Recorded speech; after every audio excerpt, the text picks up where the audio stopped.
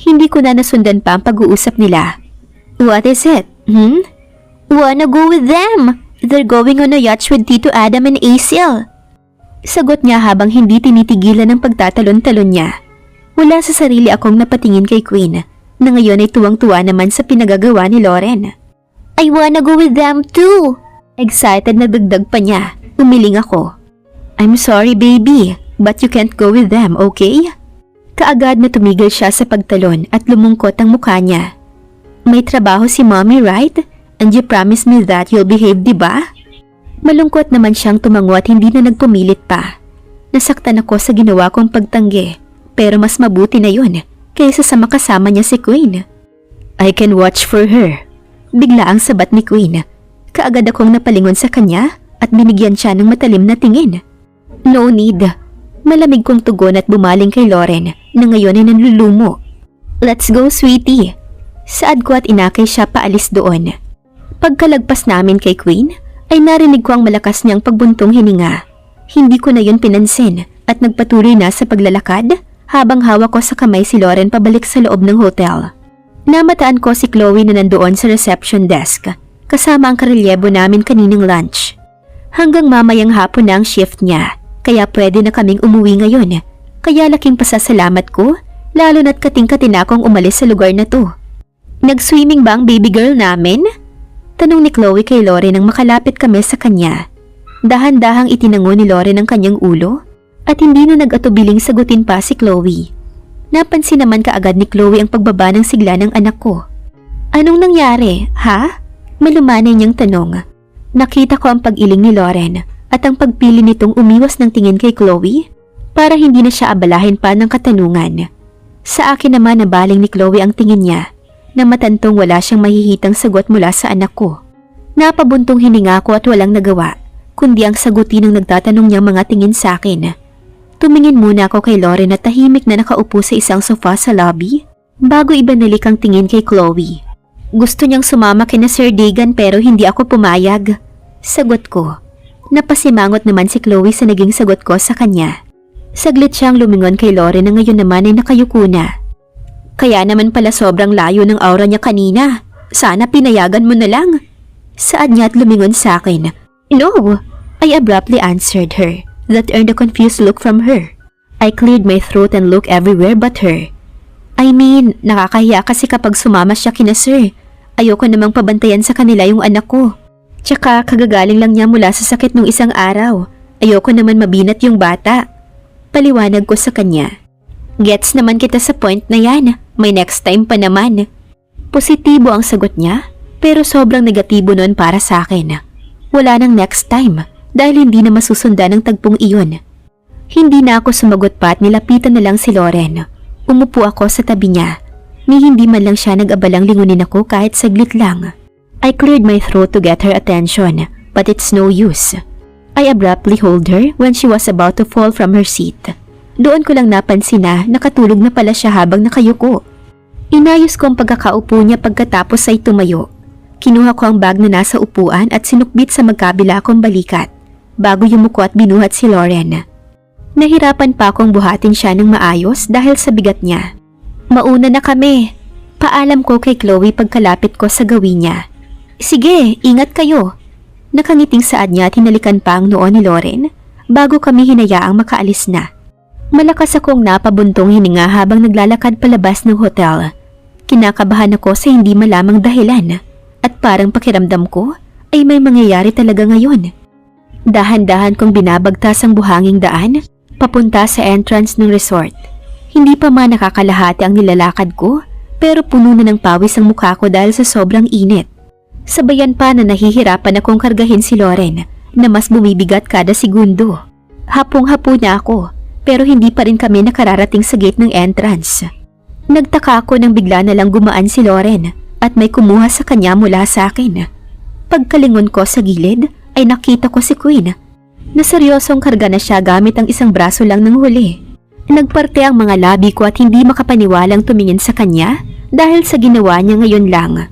Mas lalo akong nagulat nang hawakan niya ang isa kong kamay at hinila ako papunta sa kung saan nataliwa sa dapat naming tahakin. Dahil sa gulat sa mabilis na pangyayari ay hindi ko man lang nagawang magsalita o maski magprotesta dahil sa ginawa niya. Patuloy niya akong hinila habang karga pa rin si Lauren papunta sa parking lot ng hotel. Doon lang ako natauhan nang huminto kami sa isang itim na sasakyan. Mabilis kong inagaw ang hawak niyang kamay ko. Napalingon siya sa akin at napakunot ang noo. Nakatingala naman ako sa kanya habang tinatakpan ng itaas ng mata dahil sa matinding sikat ng araw. Ano sa tingin mo ang ginagawa mo? Mariin kong tanong. Gustuhin ko mang sigawan siya para matauhan pero hindi ko magawa dahil sa takot na baka magising si Lauren. Sending my family home. Bali walang sagot niya. Pagak naman akong natawa dahil sa tugon niya. Nananaginip ba siya? Anong pamilyang tinutukoy niya? Us? Come on! Wala siyang pamilya dito. Nagpapatawa ka ba? Nakangising tanong ko. O baka naman nananaginip ka ng gising. Wake up, Queen. Wala kang pamilya dito. Saad ko at sinubukang agawin si Lauren sa kanya. Pero kaagad niyang naiwas ang anak ko sa pagtangka kong pagkuha sa kanya mula kay Queen. Binuksan niya ang backseat ng sasakyan kaya nataranta ako. Pilit ko siyang hinihila para kunin si Lauren pero mas malakas siya sa akin. Pagkatapos niyang maihiga si Lauren sa likuran ay kaagad niyang isinara yun at ako naman ang binalingan. Huwag mo ngang kunin ang anak ko! Sigaw ko sa kanya. Anak natin, he corrected. But I didn't budge even if he stressed out the word anak. Give her to me, Queen. Mariinat nang gagalaiting saad ko sa kanya, pero hindi man lang siya natinag. Imbes sa hinawakan niya ang pulsuhan ko at binuksan ang pintuan sa front seat. Nang tumiglas naman ako at pilit na inagaw ang kamay ko, pero mariin niya lang iyong hinawakan. Marahan niya akong tinulak papasok sa loob, kahit na may kaunting puwersa ang hawak niya sa akin. Nang makapasok ako ay kaagad niyang isinara ang pinto at tumakbo papunta sa kabilang pintuan. Bubuksan ko na sana ang pinto pero nakalak na yun. Nakapasok na pala sa loob ang loko at ngayon ay pinapaandar na ang sasakyan. Ano ba sa tingin mo ang ginagawa mo, ha? Bulyaw ko. You're waking her up. Bulong niya habang nakatingin kay Lauren sa likuran gamit ang rearview mirror. Nagpuyos naman ako sa galit at hindi alam kung paano ilalabas ang galit sa kanya. What are you really doing, Queen? Why don't we just part ways, ha? Like what we're supposed to do? Mariin kong saad. I'm doing the things I should have done years ago, Julia. Mahinahon niyang sagot. Saglit siyang sumulyap sa akin bago nagpatuloy sa pagmamaneho paalis sa resort. Napangisi naman ako at hindi makapaniwalang natawa. Napatingala ako at huminga ng malalim para pakalmahin ang sarili ko mula sa nagpupuyos na galit. Ipinikit ko ang mata ko at pinaalalahanan ng sariling natutulog ang anak ko sa likod at hindi ako pwedeng sumabog na lang dito. Nang idilat ko ang mga mata ko, ay kaagad kong nilingon si Queen na seryosong nagmamaneho. You are years too late then. Seryosong saad ko sa kanya. Nakita ko ang pag-igting ng panga niya at ang pagdilim palalo ng mga mata niya na nanatiling nasa daan ng tingin. Humigpit rin ang hawak niya sa manibela at nakikita ko na ang mga ugat sa kamay niya. Napalunok ako at umiwas ng tingin. Wala nang nangahas pang magsalita sa aming dalawa. Nanatili naman akong tahimik at itinuon na lang ang atensyon sa labas ng bintana. Nabahala ako nang lumiko siya. Obviously, not our way home.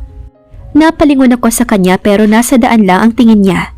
Medyo huminahon na ang aura niya pero hindi ko alam kung bakit ako kinakabahan. You shouldn't, Julia. Siya ang dapat kabahan dito. Kilabutan nga siya sa pag-angkin sa pamilyang tinalikuran niya 6 na taon nang nakalilipas. Anong ginagawa natin dito? Tanong ko sa kanya nang huminto ang sasakyan sa harapan ng isang itim at matayog na bakal na gate. Magkahalong inis at kaba ang nararamdaman ko nang hindi niya ako sinagot.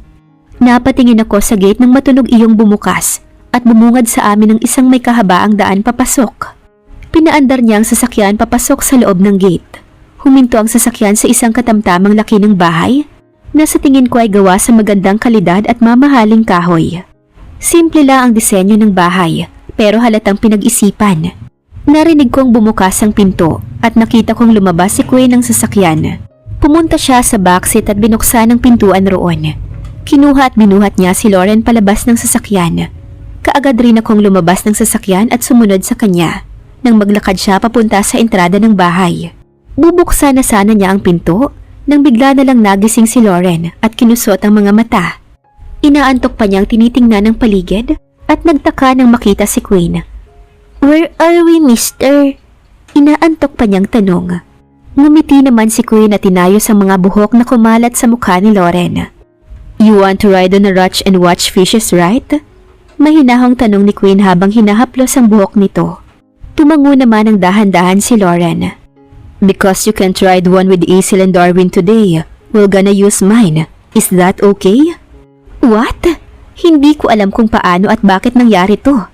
Nakita ko na lang ang sariling pinagmamasdan si Lauren na tinutulungan ni Queen na magsuot ng life jacket. Yes, we're in the middle of the sea, obviously, at Queen's huge yacht. I don't know how these two made me agree with this. Nagpa-cute lang yung anak ko at tada, nandito na ako. Hindi ko talaga siya kayang tanggihan, lalo na't baka sa mukha niyang excitement. Nadala na rin ako sa pagtanggi ko kanina sa pagsama kina Asil at ayokong nakikitang ganoon siya kalungkot. Tahimik ko lang silang pinagmamasdan habang kinakausap ni Lauren si Queen habang nakangiti. Kumikibot-kibot ang mga labi ni Lauren at iginagalaw pa ang mga kamay niya. Halatang nagsasalita siya habang nagdidemo. Hindi ko marinig ng maayos ang pinag-uusapan nila dahil medyo malayo ako at malakas ang tunog ng alon. Nasa upper deck ako ng yate habang silang dalawa naman ay nasa baba dahil gustong panoorin ni Lauren ang mga isda. And since ayoko naman siyang lumangoy sa dagat, lalo na at nasa gitna kami nito, doon na lang silang dalawa sa swimming pool. May swimming pool ang yate at kitang-kita ang mga isda sa ilalim dahil gawa ito sa salamin. Dahil sa sobrang tuwa ni Lauren ay nakalimutan na niya ako. Pagkatapos ayusin ni Queen ang life jacket na kasyang-kasya at sakto sa kanya, inalalayan niya ito papunta sa swimming pool. Konti na lang ang tubig sa swimming pool. Tamang-tama lang para makita nila ng maayos ang mga isda sa ilalim. Naunang bumaba sa pool si Queen at inalalayan si Lauren pababa. Nang parehong nasa baba na silang dalawa, sobrang laki ng ngiti ng anak ko habang nakahawak siya sa kamay ni Queen. Habang nakangiti si Lauren na nakatingin sa mga isda sa ilalim, tahimik naman siyang pinagmamasdan ni Queen. Tipid siyang nakangiti pero halatang masaya siya dahil sa kinang ng mga mata niya. Kapag titingin si Lauren sa kanya at magsasalita, ngingiti siya at tatango. Lunod na lunod sa kakapanood ng bawat galaw ng bata. Parang may humaplo sa puso ko dahil sa nakita. How great it would be if the fate is on our side, but it wasn't. I'm always unfortunate when it comes to family. The one I'm really grateful in this lifetime is my Lauren. When I needed someone to choose and love me, he gave me Lauren. He made me realize that I'm worth to be loved, and I don't have to beg on my knees just to be chosen. That's not how love works. There's no need to beg love from someone, because the one who truly loves you will choose you without a second thought, without the begging and desperate moves. Mommy! Natigil ako sa pagkatulala nang marinig ang masayang boses ng anak ko. She's smiling widely while looking at me. The moment I look at her direction. There's a lot of fishes here. I even saw Nemo. He's not even lost. Why is that? Kahit mahina na ang huling sinabi niya ay rinig ko pa rin. Sabay kaming natawa ni Queen dahil sa sinabi niya. Lalo na nung kumunot ang noo niya habang nakanguso. Kaagad rin akong natigilan nang makitang ang laki ng ngiti ni Queen habang nakatingin sa akin. Umubo ako at inalis ang tingin sa gawin nilang dalawa at pinili na lang pagmasdan ang kulay asul at malawak na karagatan. Akala ko ay magtatagal pa sila sa swimming pool. Nalaman ko na lang na umahon na pala sila roon nang marinig ko ang hagik-hik ni Lauren sa may hagdanan papunta sa kinaroroonan ko. I wonder why she's already comfortable with Queen even if they're still strangers to each other. Ito na ba yung sinasabi nilang lukso ng dugo? Na kahit hindi mo naman talaga kilala ang tao sa buong buhay mo, mararamdaman mo na lang na komportable ka sa taong yun. You know that they're not strangers in each other's life, Julia. They're more of that. It's a father-daughter bond that only the both of them could feel. Kaagad na pumunta sa harapan ko si Lauren at excited na ikinuwento ang mga nakitang isda sa ilalim ng tubig. Sinabi niya kung gaano ito kalaki, ang kulay nito at kung saan niya ito nakita. Mataman lang akong nakikinig sa mga sinasabi niya sa akin at tumatango bilang sagot. Ganoon din si Queen na nakatayo lang sa tabi habang nakatingin na rin kay Lauren. Hey, hinay-hinay lang. Saad ko nang mapansing hiningal siya sa sobrang kadaldalan. Nabigla ako nang mabilis na nakarating si Queen sa harapan namin na hindi ko man lang napansing gumalaw pala. Are you okay? Tell me what you feel, sweetie. Malumanay niyang saad at baka sa boses niyang matinding pag-aalala na hindi ko maintindihan kung bakit. Hininga lang si Lauren dahil sa sunod-sunod at excited niyang pagsasalita. Pero kung makareact si Queen, parang may nangyayaring masama sa bata. Ilang beses huminga ng maayos si Lauren bago niya sinagot si Queen. I'm okay. I'm just like this every time I talk fast continuously. Sagot ni Lauren. Narinig ko naman ang pagbuntong hininga ni Queen na para bang nakahinga ng maluwag dahil sa sinagot nito. How about we'll go back to my house? What do you think? Palipat-lipat ang tingin ko sa dalawa na ngayon ay parang may sarili ng mga mundo. Parang silang dalawa lang ang nandito at wala ako. Kumunot ang noo ni Lauren. Why? You said we'll catch big fishes too, right? Nagtatakang tanong niya. Napalunok naman ako sa tono ng boses niya na parang paiyak na. Nataranta ako at kaagad pumagitna sa kanilang dalawa nang makitang namula na ang ilong ni Lauren. Lumuhod ako sa harapan ni Lauren at nakuha ko naman ang atensyon niya. What he meant was... Huminga muna ako ng malalim. You were sick last time, right? It's still not good for you to do fishing and stay here longer. Paliwanag ko sa kanya. He promised me, Mommy. Saad niya tiningnan muna saglit si Queen bago ibinalik ulit ang tingin sa akin. Aren't promises should be done? Inosenteng tanong niya. Mula kay Lauren ay napatingin ako kay Queen na mukhang nataranta sa inakto ng bata. Napatingin siya sa akin at kaagad ko naman siyang tinaliman ng tingin. Mas lalo siyang nabalisa dahil sa ginawa ko. Sometimes, there are promises that someone promised can fulfill, Lauren.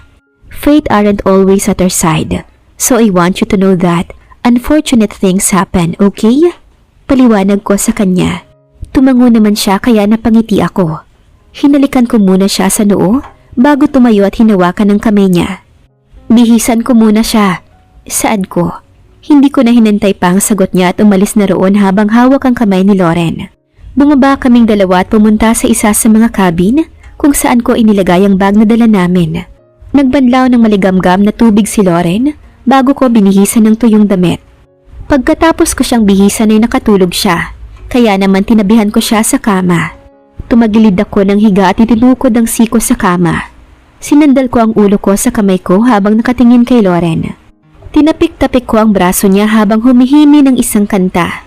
6 years ago, it never crossed my mind that I'll have this little angel here.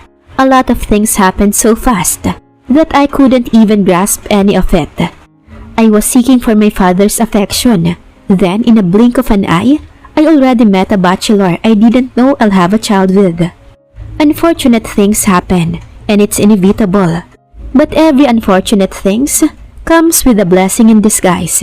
And that's my little princess for me. She's my greatest blessing in this lifetime.